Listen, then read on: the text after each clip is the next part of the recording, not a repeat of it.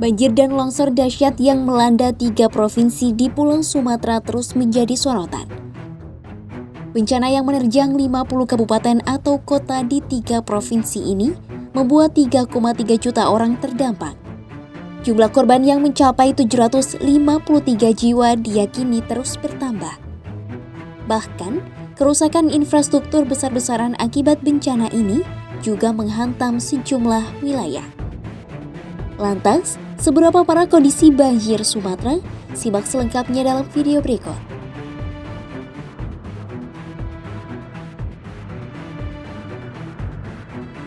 Rabu 3 Desember 2025, BNPB mencatat korban meninggal akibat bencana di 3 provinsi yakni Aceh, Sumatera Utara, dan Sumatera Barat mencapai 753 jiwa.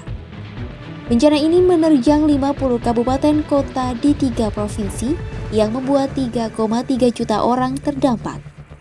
Selain korban jiwa, bencana ini membuat 2.600 jiwa luka-luka dengan 650 masih hilang. Dampak bencana ekologi ini pun jauh lebih parah dari yang terlihat di media sosial. Sebanyak 3.600 rumah rusak berat, 2.100 rumah rusak sedang, dan 3.700 rusak ringan. Dilihat dari cakupan wilayah, bencana ini melanda area yang sangat luas. Ketiga provinsi memiliki total luas lahan 172.949 km persegi yang terdampak bencana banjir dan longsor dahsyat. Sampai saat ini, akses transportasi darat di sejumlah lokasi masih terputus. Para korban juga masih terisolasi tanpa akses makanan, listrik, jaringan internet, dan air bersih yang memadai. Salah satu warga Aceh, Tamiang, terdampak bencana mengaku ribuan orang mengungsi dan tidak ada lagi yang bisa dimakan di pengungsian. Bagi warga Aceh, bencana ini bak tsunami kedua. Bukan hanya manusia, gajah Sumatera juga mati di antara timbunan kayu dan lumpur pasca banjir bandang di Kabupaten Pidi Jaya, Aceh.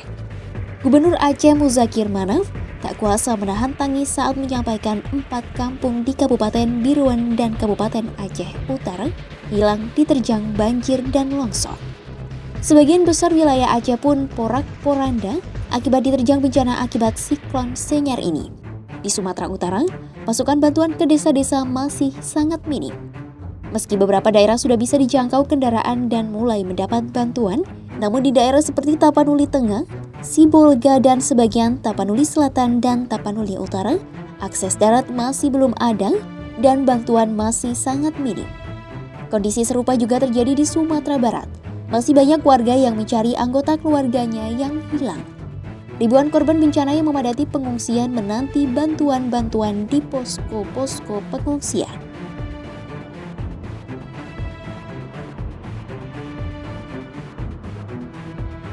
Kepala Pusat Data Informasi dan Komunikasi Kebencanaan BNPB Abdul Muhari mengatakan, pemerintah berupaya mempercepat distribusi logistik untuk korban bencana Sumatera. 3 moda transportasi dikerahkan yakni jalur darat, udara, dan laut untuk segera menjangkau wilayah-wilayah yang terdampak. Di Sumatera Utara, penyaluran bantuan ke daerah sudah bisa ditembus dengan jalur darat dengan menggunakan truk. Untuk jalur udara, 7 helikopter milik TNI dan BNPB mendistribusikan logistik ke daerah-daerah yang masih terisolasi. BNPB turut menambah frekuensi penerbangan dan menambah jumlah helikopter maupun pesawat. Di Aceh, pemerintah menyiapkan 13 unit armada angkutan udara untuk mempercepat distribusi bantuan. Untuk distribusi logistik melalui jalur darat, menggunakan truk TNI dan 1 kapal ekspres dioperasikan untuk mengirim bantuan logistik ke pesisir timur. Di Sumatera Barat, fokus utama adalah pembukaan akses di Kabupaten Agam dan Padang Panjang. Pemerintah mengerahkan 4 pesawat dan helikopter untuk menyalurkan bantuan ke daerah yang masih sulit ditempuh dengan jalur darat. Meski pemerintah mengklaim percepatan upaya distribusi bantuan, masih banyak korban yang belum terakses bantuan. Besarnya dampak bencana membuat banyak pihak mendesak agar pemerintah menetapkan status bencana sebagai bencana nasional. Guru Besar Institut Teknologi Sumatera bidang pengurangan resiko bencana dalam perencanaan pembangunan, Harkunti Pertiwirahayu menilai, bencana di Sumatera sudah bisa masuk kategori bencana nasional. Menurut Harkunti, besarnya dampak kerusakan bencana ini terjadi sebab kondisi alam di hulu hingga hilir. Kondisi ini membuat masyarakat tidak lagi punya tempat aman untuk menyelamatkan diri ketika terjadi bencana alam. Berkaca dari apa yang terjadi, Harkunti mendorong pemerintah daerah untuk menjadikan mitigasi sebagai regulasi dan kebijakan. Selain itu, pemerintah juga harus menunjang lewat kebijakan yang memperhatikan keseimbangan alam. Bencana banjir dan longsor di 3 pulau Sumatera bukan lagi sekedar bencana alam biasa, melainkan krisis ekologis berskala masif yang dampaknya bahkan melampaui kemampuan pemerintah daerah.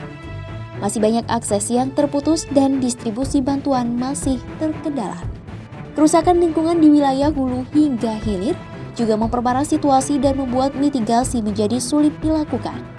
Saat ini, penetapan status bencana nasional menjadi langkah paling mendesak agar seluruh sumber daya negara bisa dikerahkan secara maksimal. Evaluasi menyeluruh terhadap kerusakan lingkungan juga bisa dilakukan.